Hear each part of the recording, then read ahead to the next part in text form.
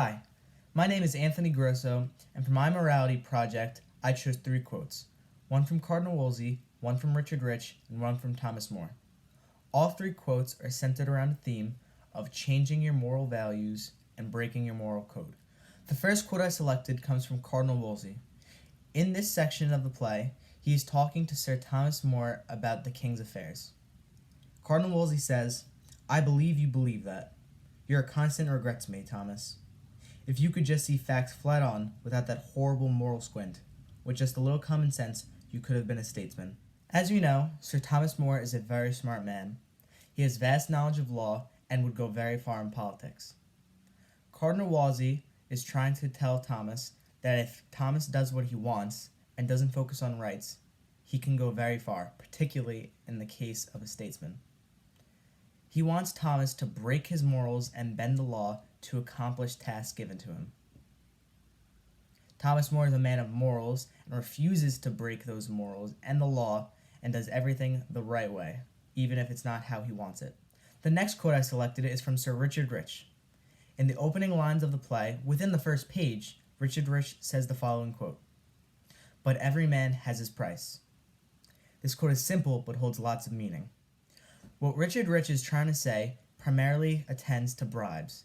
As we know, Thomas More unknowingly accepted an Italian silver goblet as a bribe and immediately gave it away as soon as he realized it was a bribe. Richard Rich is saying that every man has a price. This price represents the amount of money or the amount of possessions he is willing to break his morals and his values for. In the case of Sir Richard Rich, he is motivated by power, prestige, and possessions, and has a very low price of breaking those morals.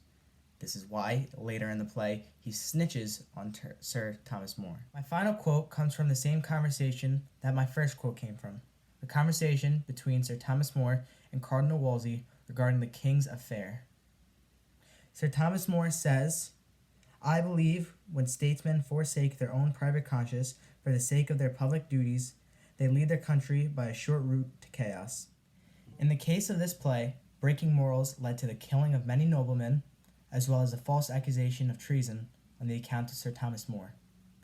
No order and no code due to this moral breaking leads society into chaos. This mainly happens when statesmen put themselves first instead of the people.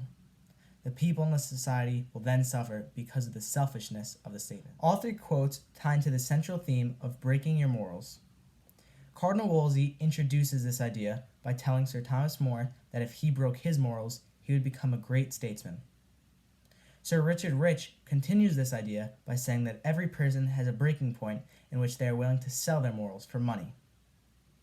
Sir Thomas More closes this idea by saying that by breaking your morals and by breaking your moral code, you will lead society into chaos. I made sure my video was 3 minutes before adding this part in, but just have a great summer, and thank you for an amazing year.